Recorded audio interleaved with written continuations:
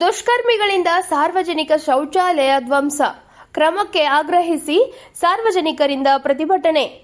ರಾಯಬಾಗ್ ತಾಲೂಕಿನ ಕುರ್ಚಿ ಪಟ್ಟಣದ ವಾರ್ಡ್ ನಂಬರ್ 7ರಲ್ಲಿ ಪುರಸಭೆ ಸನ್ 2015 ಮತ್ತು 16ನೇ ಸಾಲಿನ ಎಸ್ಎಫ್ಜಿ ಮುಕ್ತ ನಿಧಿ ಯೋಜನೆಯಡಿಯಲ್ಲಿ ನಿರ್ಮಿಸಲಾದ ಸಾರ್ವಜನಿಕ ಶೌಚಾಲಯಗಳನ್ನು ಶುಕ್ರವಾರ ತಡರಾತ್ರಿ ದುಷ್ಕರ್ಮಿಗಳು ಧ್ವಂಸಗೊಳಿಸಿದ್ದಾರೆ. ಬಹುತೇಕ ಬಡಜನರೇ ಎಲ್ಲ ವರ್ಗದವರು ವಾಸಿಸುವ ಪುರಸಭೆ ವಾರ್ಡ್ ಸಂಖ್ಯೆ 7ರ ಜನರು ಶೌಚಕ್ಕಾಗಿ ಸಾರ್ವಜನಿಕ ಶೌಚಾಲಯವನ್ನೇ ಅವಲಂಬಿಸಿದ್ದು, ಹೆಚ್ಚಾಗಿ ಹಿರಿಯರು, ಮಹಿಳೆಯರು, ಚಿಕ್ಕ ಮಕ್ಕಳಿಗೆ ಬಹಳ ಅನುಕೂಲವಾಗಿತ್ತು. ಶುಕ್ರವಾರ ತಡರಾತ್ರಿ ದುಷ್ಕರ್ಮಿಗಳು ಏಕಾಏಕಿ ಶೌಚಾಲಯಗಳನ್ನು ಕೆಡವಿದ್ದು, ಯಾರೇ ಆಗಲಿ ಪುರಸಭೆ ಸಾರ್ವಜನಿಕ ಆಸ್ತಿಗೆ ಹಾನಿ ಮಾಡುವ ಕೃತ್ಯದಲ್ಲಿ ಭಾಗಿಯಾದ ದುಷ್ಕರ್ಮಿಗಳ ಮೇಲೆ ಗಂಭೀರ ಅಪರಾಧದಡಿ ಕಠಿಣ ಕಾನೂನು ಕ್ರಮ ಕೈಗೊಳ್ಳಬೇಕು ಮತ್ತು ಸ್ಥಳೀಯ ಆಡಳಿತದಿಂದ ಕೂಡಲೇ ಶೌಚಾಲಯಗಳನ್ನು ದುರಸ್ತಿ ಮಾಡಿಸಿ ಇಲ್ಲ ಹೊಸದಾಗಿ ನಿರ್ಮಿಸಿಕೊಡುವಂತೆ ಆಗ್ರಹಿಸಿ ಪುರಸಭೆ ಎದುರೇ ಪ್ರತಿಭಟನೆ ನಡೆಸಿ ಮುಖ್ಯಾಧಿಕಾರಿ ಅನುಪಸ್ಥಿತಿಯಲ್ಲಿ ಸಮುದಾಯ ಸಂಘಟನಾಧಿಕಾರಿ ಎಸ್ಬಿ ಕದಂ ಮೂಲಕ ಮನವಿ ಸಲ್ಲಿಸಿದರು. ಈ ಸಂದರ್ಭದಲ್ಲಿ ಶಿವಪ್ಪ ಗಸ್ತಿ, ಮಾರುತಿ ನಾಯಿಕ್, ರಮೇಶ್ ಗಸ್ತಿ, ನಾಮದೇವ್ ಗಸ್ತಿ, ವಿಠಲ್ ಗಸ್ತಿ, ಪರ್ಸು ಗಸ್ತಿ, ಸೋನಾ ಗಸ್ತಿ, ಕುಶಪ್ಪ ಗಸ್ತಿ, ರವಿ ಗಸ್ತಿ, ಮುಸದ್ದಿಕ್ ಸಂದರ್ವಾಲೆ, ಜೈರುದ್ದೀನ್ ಪತ್ತಿ ಮಹಮ್ಮದ್, ಅಣ್ಣಾ ಸಾಬ್ ನಾಯಿಕ್, ಸುನಿತಾ ಗಸ್ತಿ, ಸಂಜು ಗಸ್ತಿ, ಬಾಯವ ಗಸ್ತಿ, ಅಶ್ಫಾಕ್ ನಂದಿವಾಲೆ ಇತರರು ಉಪಸ್ಥಿತರಿದ್ದರು.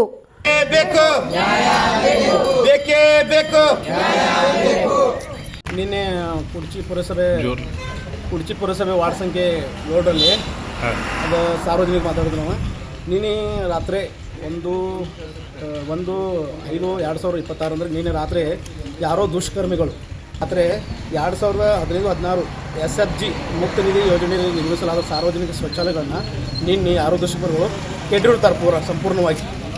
ಮತ್ತು ಅದು ಎಲ್ಲ ಸಮಾಜದ ಎಲ್ಲ ಜನದ ಆ ವಾರ್ಡಿನ ಎಲ್ಲ ಜನರು, ಹಿರಿಯ ನಾಗರಿಕರು ಮತ್ತು ಮಹಿಳೆಯರು ಎಲ್ಲರಿಗೂ ಅನುಕೂಲ ಇತ್ತು.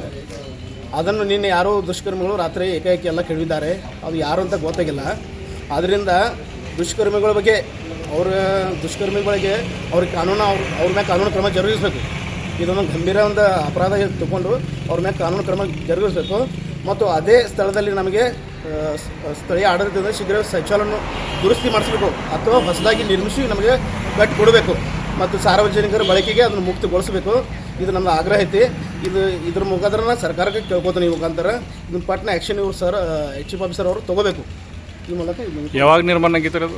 2015-16 ಸಾಲಿನಲ್ಲಿ ನಿರ್ಮಾಣ ಆಗಿದೆ ಸರ್. ಎಷ್ಟು ಅನುದಾನ ನೋಡಿ? ಅನುದಾನ ಅವ್ನಿಗೆ ಗೊತ್ತಿಲ್ಲ, ಆದರೆ ಅನುದಾನದಲ್ಲಿ ಆಗಿದೆ ಸರ್. ಎಷ್ಟು ಟಾಯ್ಲೆಟ್ ಇದ್ದರು? 15 ಇತ್ತು ಸರ್. 15 ಟಾಯ್ಲೆಟ್ ಇತ್ತು. ಆಮೇಲೆ ನಿನ್ನೆ ರಾತ್ರಿ ಎಷ್ಟು ಗಂಟೆಗೆ ಇದು ಮಾಡಿದ್ರು?